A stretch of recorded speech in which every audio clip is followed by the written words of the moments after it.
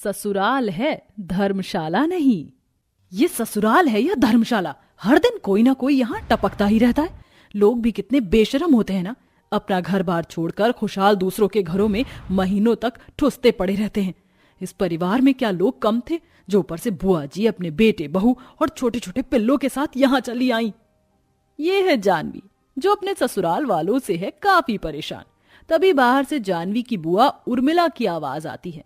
ये सुनकर जानवी बाहर आती है। बाहर जानवी के सास ससुर मनदीप, हेमानी, जेठ जेठानी अजय पायल और उनके बच्चे रिया रोहन, पति महेश और महेश की बुआ उर्मिला और उसके बेटे बहू मोहित, साक्षी और उनके बच्चे चिंटू पिंटू, ये सब सोफे पर बैठे थे। जानवी बहू, 2 लोगों की चाय और बना ले। साक्षी बहू के माता पिता भी कुछ ही समय में यहाँ आ रहे हैं। क्या 2 लोग और आ रहे हैं? अरे ये घर है या रेलवे प्लेटफॉर्म जहाँ एक के बाद एक आता ही जा रहा है। जानवी, तू पहले मुझे और अजय जी को चाय ला कर दे दे, हमें ऑफिस जाने के लिए देरी हो रही है। जानवी तनके से रसोई में चली जाती है। मैं जानती हूँ जानवी बहू, तू नाराज है, पर क्या करें, अब रिश्तेदार हैं तो झेलना ही पड़ेगा। पागलों के खानदान में आ गई मैं शादी करके। सवेरे के 5 बजे से लेकर रात के 1 बजे तक काम कर करके यहाँ मैं परेशान हो चुकी हूँ। मन तो ऐसे कर रहा है कि सूली पर लटक जाऊं मैं। जानवी मदनपुर शहर में अपने इस बड़े से ससुराल में 6 महीने पहले ही महेश से शादी करके आई थी। जानवी के ससुराल में जो भी मेहमान आता था वो महीना 2 महीना तो रुक कर ही जाता था, जिसके चलते जानवी की हालत खराब हो जाती थी, क्योंकि घर के सारे काम जानवी ही करती थी। उसकी जेठानी अपने पति के साथ एक कंपनी में नौकरी करती है, इसीलिए वो घर के कोई काम नहीं करती थी। अब ऊपर से महेश की बुआ अपने बहू बेटे और पोतों के साथ 1 महीने से जानवी के ससुराल में मधुमक्खी की तरह चिपक कर बैठी थी। उर्मिला जब भी यहाँ आती थी वो 3 से 4 महीने तो यहाँ रुक कर ही जाती थी। थोड़े समय बाद जानवी चाय लेकर बाहर आती है। तभी साक्षी के माता पिता कुलदीप, दामिनी वहां आते हैं। कुलदीप दमे का मरीज था। वो खांसते खांसते घर में आता है। माँ, पिताजी आप आ गए? बैठ जाइए कुलदीप भाई। जानवी बहू, जा कुलदीप भाई के लिए पानी लेकर आ। नहीं, पानी नहीं, बहू पेप्सी, मैंगो या स्प्राइट ले आओ, मैं वही पीता हूँ। ये लो, नंगे नवाब और शौक अमीरों जैसे कैसे कैसे नमूनों से पाला पड़ रहा है मेरा। अब इस बुड्ढे को पेप्सी कहाँ से लाकर दूं? पिताजी, मैं ले आता हूँ स्प्राइट बाहर से। दामिनी बहन, अब आए हो तो यहाँ महीना 2 महीना हमारे साथ रुक कर ही जाइए। हम तो 1 महीने से यही हैं। हाँ, इनका तो आधार कार्ड, राशन कार्ड भी यही का बन गया है। आने वाले इलेक्शन में यही वोट देंगे ये सुनकर सब दंग रह जाते हैं। क्या बोली बहू? अरे जानवी बहू, जा दोपहर के खाने की व्यवस्था कर। तभी कुलदीप जोर जोर से खांसने लगता है।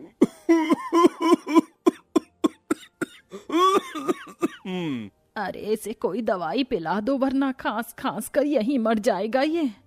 दोपहर का समय, सब खाना खाने बैठे थे। तभी मोहित का बेटा पिंटू खाने के बर्तन में ही सूसू कर देता है। अरे ये क्या कर दिया इसने तो सारा खाना ही गंदा कर दिया। पिंटू, ये क्या बदतमीजी है? ऐसे खाने में सूसू नहीं करते, बदतमीज। पापा, वो जोर से आ गई थी सूसू। क्या मुसीबत है ये? कितनी मेहनत से मैंने खाना बनाया था, अब दोबारा से सबके लिए खाना बनाना पड़ेगा। तभी जानवी सारा खाना बाहर फेंककर दोबारा से रसोई में खाना बनाने चली जाती है। इसी तरह रात तक जानवी अपने ससुराल वालों और मेहमानों की खातिरदारी में लगी रहती है। रात के 12 बजे जानवी रसोई से बाहर आती है। ना दिन को चैन है मुझे, ना रात को। इस घर के काम कर करके तो पागल हो चुकी हूँ मैं। तभी जानवी अपनी जेठानी पायल के कमरे में आती है तो वहां पायल, हेमानी बैठे थे। जेठानी जी, मुझे पैसे दीजिए, घर का राशन खत्म हो चुका है। क्या जानवी, अभी 8 दिन पहले ही तो हमने घर में राशन भराया था ना, इतनी जल्दी राशन कैसे खत्म हो गया? आधा गांव जो आ गया हमारे घर में, राशन तो खत्म होगा ही ना। बुआ जी और ये सब लोग कितना खाते हैं, माँ जी, मेहमानों के लिए खाना बना बना कर पागल हो चुकी हूँ मैं। मेरे दिमाग में चक्कर आने लगे हैं। बुआ जी, ये सब कब जाएंगे माँ जी यहाँ से?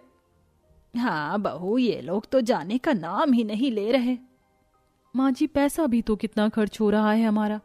अब क्या हम इन्हें अपने मुंह से कहें यहाँ से जाने के लिए? ये तो कैसे चुंबक की तरह चिपक गए हैं यहाँ। जानवी बहू, अब तू ही कुछ कर। अगर मैं कुछ बोलूंगी तो तेरे ससुर जी को बुरा लगेगा।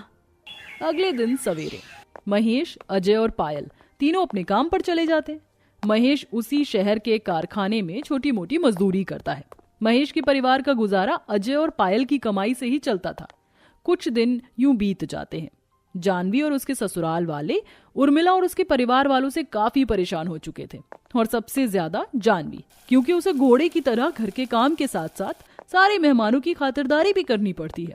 एक दिन सवेरे जानवी रसोई में थी और महेश बाहर सबके साथ बैठा जानवी को बार बार चाय के लिए कह रहा था। अरे जानवी, चाय लाना, मुझे काम पर जाने के लिए देर हो रही है। क्या है महेश जी, क्यों चिल्ला रहे हो? चाय बनने में समय तो लगता है ना। मैं भी इंसान हूँ, कोई मशीन नहीं। जमाने भर के लोग इस घर में आकर बैठ गए।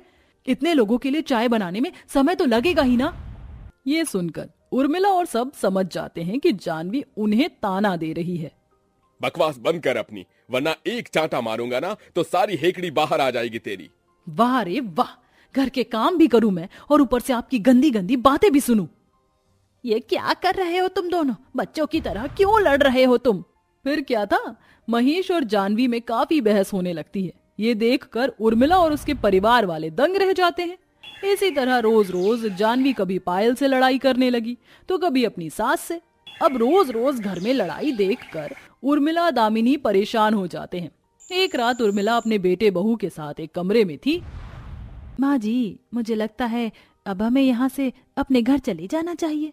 आपने देखा ना, जानवी बहन और उनके परिवार वालों के बीच रोज रोज किसी ना किसी बात पर बहस हो रही है। हाँ माँ, साक्षी ठीक कह रही है। वैसे भी हम काफी दिनों से यहाँ हैं। अरे बेवकूफो, यहाँ रहने से हमें बढ़िया बढ़िया पकवान खाने को मिल रहे हैं, इतना आराम मिल रहा है। हम रहते हैं ना, और यहाँ वैसे भी अपने गांव में रखा ही क्या है। हमारे घर में तो न खाने को राशन है, न पास में पैसा है।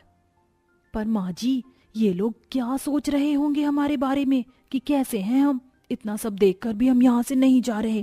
अरे लड़ाई उनकी चल रही है ना, तुम चिंता मत करो, हम 1-2 महीने और रहते हैं यहाँ। तभी सारी बातें बाहर खड़े हिमानी, पायल और जानवी सुन लेते हैं और वो तीनों जानवी के कमरे में आते हैं। माँ जी, ये बुआ जी तो कैसे जमकर बैठ गए यहाँ। ये तो यहाँ से जाने का नाम ही नहीं ले रहे। लगता है अब मुझे मनदीप जी से बात करनी ही होगी। हम रोज रोज इन लोगों के सामने लड़ाई का नाटक इसीलिए कर रहे थे कि ये सब यहाँ से चले जाएंगे, पर ये हैं कि जा ही नहीं रहे। बहुओं, जब मैं शादी करके इस घर में आई थी तब भी मेरे साथ यही सब होता था जो आज तुम्हारे साथ हो रहा है। लगता है अब मुझे ही कुछ करना होगा। अगले दिन दोपहर में जानवी जानबूझकर खाने में डिब्बा भरकर लाल मिर्च डाल देती है, जिसके बाद वो खाना खाकर उर्मिला, दामिनी और सबके होश उड़ जाते हैं। अरे बाप रे, पानी पानी लाओ जल्दी। अरे मेरा मुंह बहुत जल रहा है। आई पानी दो मुझे जल्दी। अरे जानवी बहू, तूने खाने में कितनी लाल मिर्च डाल दी? ये खाना कितना थिका हुआ हो गया। माफ करना ससुर जी, वो गलती से ज्यादा लाल मिर्च गिर गई मुझसे खाने में। सबका मुंह जलने लगता है और सब खाना खाए बिना ही अपने कमरे में चले जाते हैं। उसके बाद जानवी रोज रोज जानबूझकर खाने में ज्यादा लाल मिर्च डालने लगी, जिसके बाद कोई भी वो खाना नहीं खाता। कुछ दिन बाद उर्मिला अपने बेटे बहू के साथ कमरे में थी। माँ जी, अब तो इस घर में सही से खाना भी नहीं मिल पा रहा है। जानवी बहन खाना कितना तीखा बना रही हैं। अगर हम ऐसे ही रोज रोज भूखे रहे तो हम तो मर जाएंगे माँ जी। हाँ बहू, ठीक कहा तूने, हम कल सवेरे ही अपने गांव चले जाएंगे। उसके बाद अगले दिन उर्मिला, दामिनी अपने अपने परिवार के साथ वहां से चले जाते हैं। आखिरकार ये लोग चले ही गए। वाह जानवी बहू, क्या दिमाग लगाया तूने इन्हें भगाने का। तो फाइनली जानवी के ससुराल से सारे मेहमान चले गए और जानवी को आराम मिल गया। उसके बाद जानवी अपने ससुराल वालों के साथ खुशी खुशी अपना जीवन बिताने लगी।